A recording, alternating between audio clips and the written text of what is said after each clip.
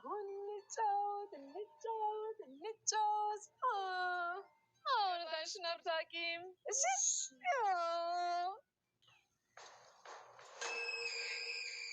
ሜርሲ እንግዲህ ለምንድን ነው ህፃኗን የዛ ወርውራ የጣለቻት? ወይስ ደግሞ የነገር ቅዠት ነው ወይስ ደግሞ ህልም ነው የሚለውን እንግዲህ አብረን የምናይ ይሆናል። እንግዲህ በመጀመሪያ ደረጃ ዲኒዝ ወይም ደግሞ ህፃኗ የአምነን የአክስቱ ልጅ የሆነችው እንግዲህ በእንግድነት ወደ እነዛ ቤት መታ ነበረ። ወይዘሮ ሞርዚና እንግዲህ የክብር እንግዳ አድርጋ ጋብዛት እና መጣም ነበረ።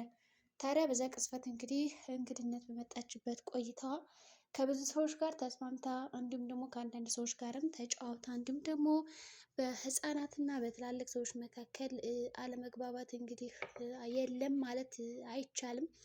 ምክንያቱም በተለይ ደግሞ በጣም እንግዲህ ከሜርሲ ጋር ስትጫወትባትም ነበረ። ምናልባት ሜርሲ በጣም ተናዳባት እንግዲህ በሰራቻት እንዲሁም ደግሞ ፀጉሯን፣ ፊቷን ከሰው ፊት እንደዛ አድርጋ መሳቂያና እንድትወረድ ስላደረገቻት ይሆን ወርውራ በግቢ በር በኩል እንግዲህ የጣለቻት? ወይስ ምን ሊሆን ይችላል? ወይስ ደግሞ ነይ እንጫወት ብላ አታላ ከዛ ከበረንዳው ጋር ካመጣቻትም በኋላ ይቺ ልጅ አሁን ወርውሬ ብጥላት ምን እጠቀማለሁ እያለች እንግዲህ ሜርሲ ከራሷ ጋር እየተነጋገረች ነው።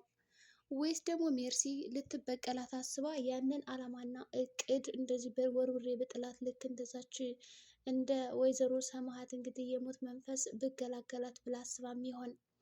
ሊሆን እንጂ እንግዲህ ሜርሲ እንደምንም አድርጋ ልጅቷን አታላ ከግቢ እንድትወጣ ካደረገቻትም በኋላ እንግዲህ በረንዳ ላይ አቆማ ነይ እኔና አንቺ በጣም ብዙ ነገሮች መጫወት አለብን በማለት እንግዲህ ስታባብላትም አይተናል።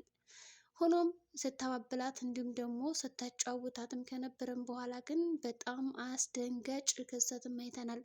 ያየነው ነገር እንግዲህ በጣም ውርውር አድርጋ ወደ ታች ስትወረውራትም ነበር። ግን ይህ ነገር ህልም ነው ብዬ ነው የማስበው እንደኔ።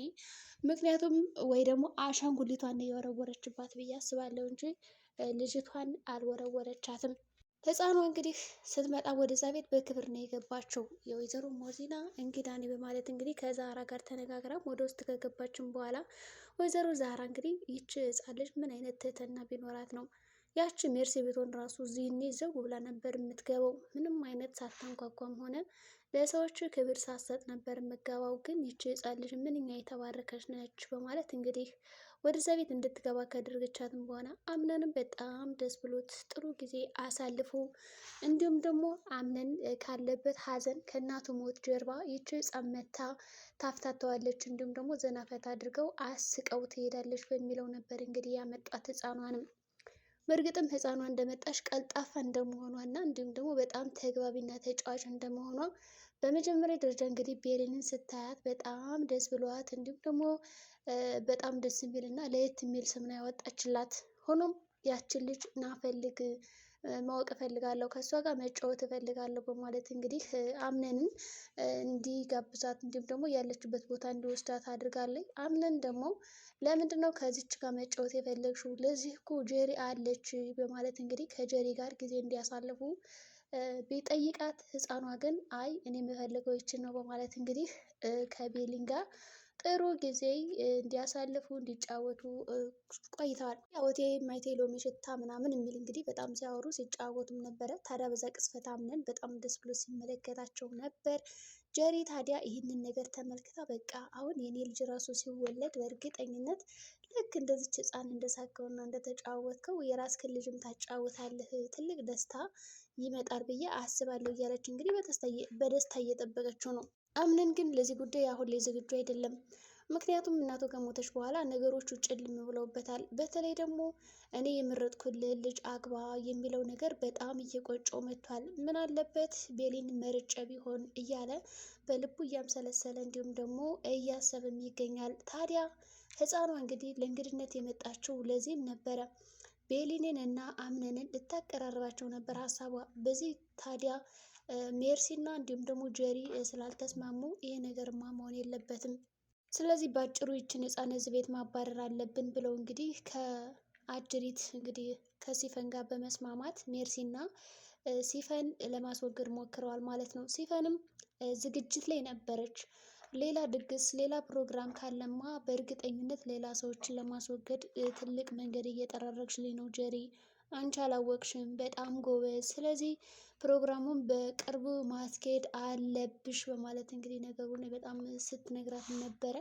እናም እንግዲህ ይህ ሀሳብ የሜርሲና የሲፈን ነው ብዬ አስባለሁ። እንግዲህ ልጅቷ በዛ ወርውራው እንዲጥሏት የተደረገበት ዋነኛ ምክንያት ያው እዛ ቤት ሁለቶች እንግዲህ ፍቅራቸው መካከል እንዳትገባ ጣልቃ ገብታ እንዳታስታርቃቸው ነው።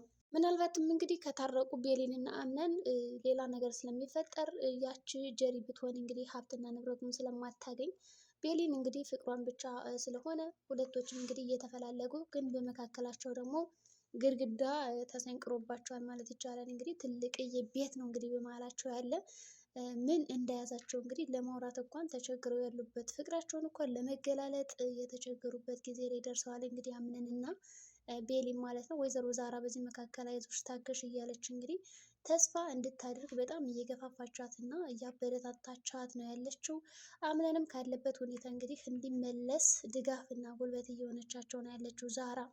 ታዲያ አጅሪት ሞርሲና ይህችን ሜርሲን እዚህ ቤት ማባረር አለብኝ በማለት እንግዲህ ሰምታትም ነበረ። በእርግጥም ይህንን ሀሳብ ከሰማችን በኋላ ነው እንግዲህ ህፃኗን በግቢ በረንዳ ወርውሬ ካልጣልኳት ስትልም የነበረው። እንግዲህ ህፃኗ በጣም ብልጥና አስተዋይ እንደመሆኗ ከቤሊን ጋር ከተጫወተችም በኋላ ቤሊን ሁላ እንግዲህ በሳቅ ፍንክት ታደርጋት ነበረ። በጨዋታ በቀልዶቿ ብቻ በብዙ ነገሮች እንግዲህ ስታዝናናን ነበረ። ደስ የሚል ጊዜ አሳልፈው እንግዲህ ልትሄድ ሻንጣሽን አዘጋጅ ተብላ በወጣችበት ቅጽበት ነበር እንግዲህ ሜርሲ ነይ እኔና አንቺ ሳንጫወትማ በተለይ እንደዛ ተጫውተሽብኝ በቀላሉ ልትሄጂ አልፈቅድልሽም በማለት ወደ ግቢ ይዛት የወጣችው። እናም በዚህ መካከል እንግዲህ ሜርሲ ስትወረውራት ከታች እንግዲህ ቤሊን ነበረች እና ቤሊን እንግዲህ አይታት እንዲሁም ደግሞ ተቀብላታለች። ያው ግቢ ላይ ቁጭ ብላ በነበረበት ሰዓት እንግዲህ እንደ አጋጣሚ ሆኖ አንገቷን ወደ ላይ አድርጋ ያው ንጹህ አየር ልውሰድ በሚለው ስትመለከት እንደ አጋጣሚ የሆነና እንግዲህ ሜርሲን እና ህፃኗን ታያታለች።